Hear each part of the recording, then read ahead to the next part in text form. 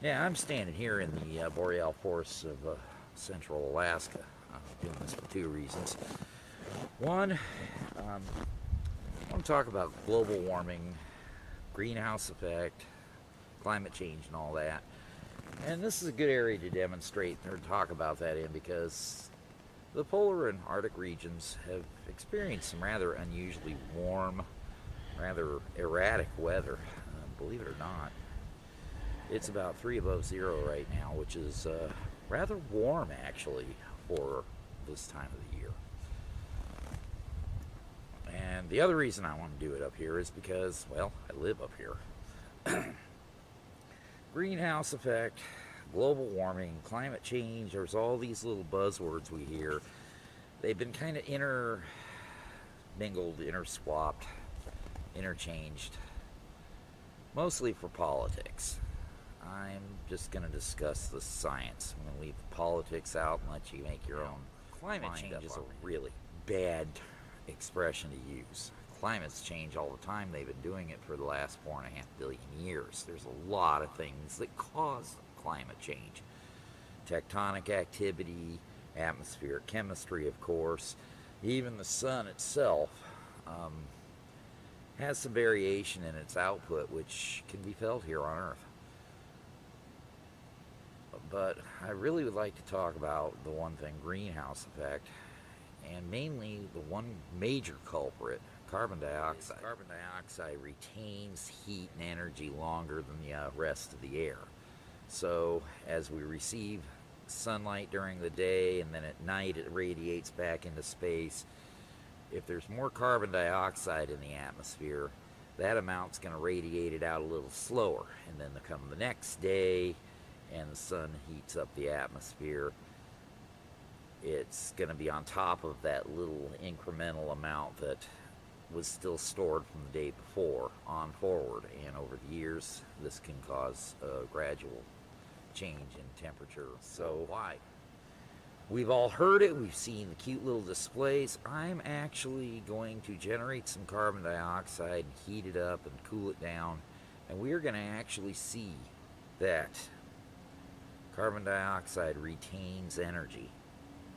And we'll do the math and show how it can be on a global scale. I'm doing this with very limited equipment, but fortunately I have some experience. But for the sake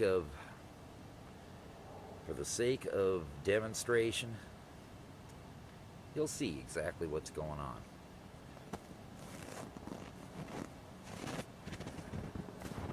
There's a lot of ways to get carbon dioxide. I can burn something, but that comes with a lot of other things other than carbon dioxide.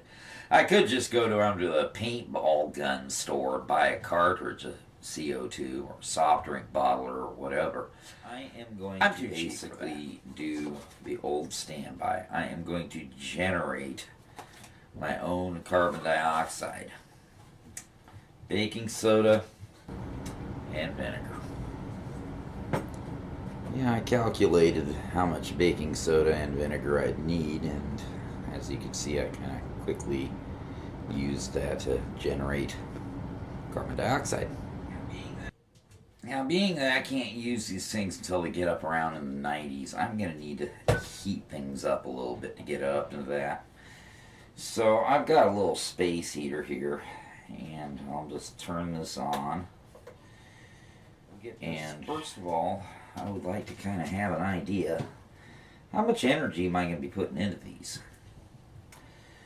Now, water is a good gauge here.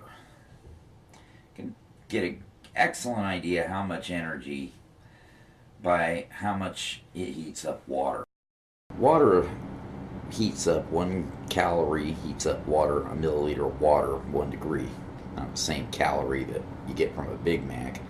But knowing the effect of water of heat on water, you can determine how much is going into other gases. I can calculate this out in joules.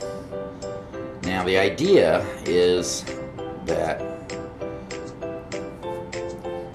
the whole atmosphere is getting heated up by carbon dioxide. It cools slower than the rest of the air. I could I did with the heating of carbon dioxide in these little tea bottles, I found out that was just exactly the case. I found out how much faster air was actually cooling the carbon dioxide, which I converted into energy units called joules. Now, I use the term mole a lot. You can see there's quite a bunch of molecules. It comes out to how many grams the molecular weight is, as you can see from the things on the periodic table. I had to figure out how much atmosphere there was, both in mass and in moles. First, I used the effect of gravity on a given unit of surface area, with a little bit of English to metric conversions, and calculated the mass of the atmosphere by multiplying that against the surface area. We already know that. We know how much pounds per square inch, a little metric conversion and some math, and came out with that number. Using the periodic chart, I was able to come up with how much all the components of the atmosphere would weigh out to, including carbon dioxide. Since all gases occupy pretty much the same space, they occupy about the size of a 6-gallon bucket of water, I was able to determine how many moles of both carbon dioxide and air I had in those little tea bottles. And of course I can now scale that up to how many moles of carbon dioxide are in the atmosphere. Now we all hear everybody talk about fossil fuels. My calculations, I pretty much only took petroleum, but there are lots of others. There's coal, there's natural gas, as well as oil. That's the bulk of everything. These are complex molecules. We use them a lot in cars. On average, people drive about 25 miles a day, although some have efficient cars. The majority of cars are kind of clunkers, so about 15 miles to the gallon, 25 miles a day. 1.5 billion cars using over 900 billion gallons of oil every year. Of course, that's not counting the petroleum used in industry, agriculture, power generation, heating, trains, planes, trucks, ships. By the time you add that much, all those up,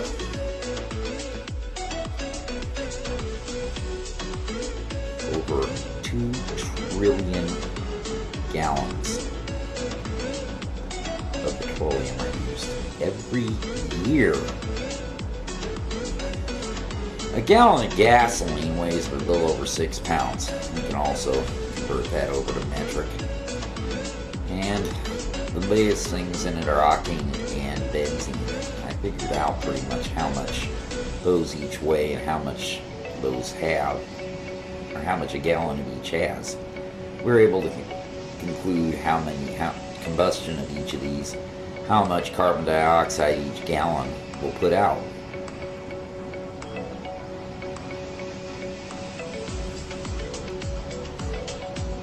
Between benzene and octane, a gallon of fuel puts out almost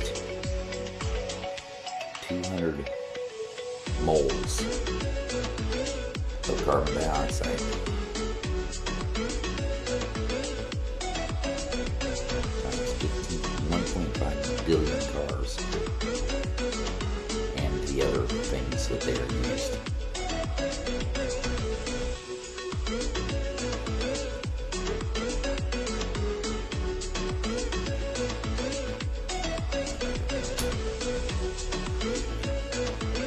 There's the number. Just from petroleum. We're not counting coal and natural gas and single carbon. How much energy does the Earth get every day? Well, I kind of had to roughly calculate that by adding up the temperatures of 23 different locations on the planet and determining how much between the night and day temperatures. Came out to about 8 Celsius. A little over 50 degrees at night, a little under 70 degrees during the day. From what I know from heating up air and carbon dioxide, I know how many, I can use that to figure out how many joules, units of energy, it takes to heat the atmosphere that's facing the sun.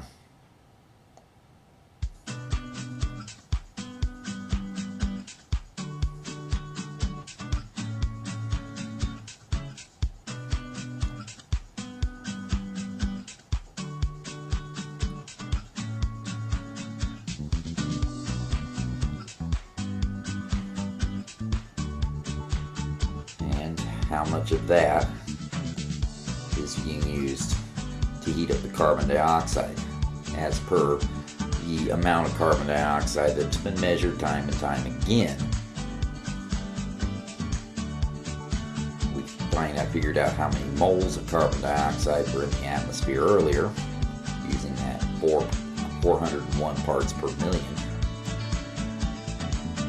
And the difference between the time it takes for air to cool off versus carbon dioxide to cool off, we figured out how much energy actually is trapped.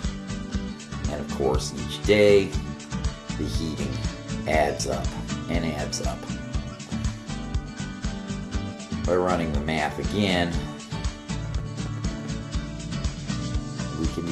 we now determine how much extra heat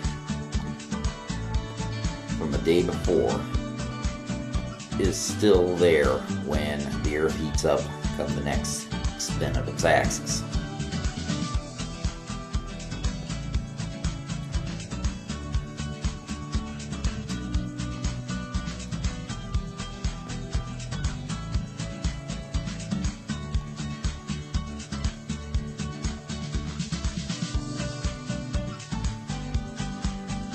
Again, an ungodly number.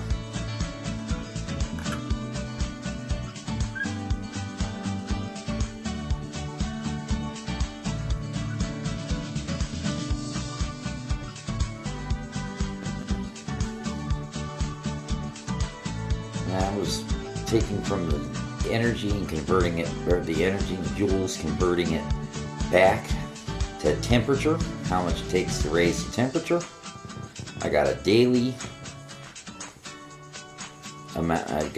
temperature rise, but of course I can multiply that by 365 and a quarter to get an annual temperature rise. And if we add that, figure that out year after year after year, it comes out to close a little over 4 degrees per century. That is if it remains at the same as it is now, but we're adding to it. And that adds at least a half a degree per century. And that's just petroleum alone. We're all familiar with photosynthesis. Carbon dioxide and sunlight in, oxygen out. But nobody has really figured out how much photosynthesis is going on. Is it enough to keep ahead of carbon dioxide generation? A lot of data seems to show that it isn't. It's rather obvious. Machinery, vehicles, even us breathing, add a lot of carbon dioxide to the atmosphere. And there's 7.5 billion of us doing it. So, of course, we've discussed photosynthesis. You see the trees. That does take carbon dioxide out of the air, put oxygen back into it. But how many trees are there and how much photosynthesis is going on? Data seems to suggest that it's not quite enough to keep up with what we're putting out into the atmosphere, especially since we burn fossil fuels.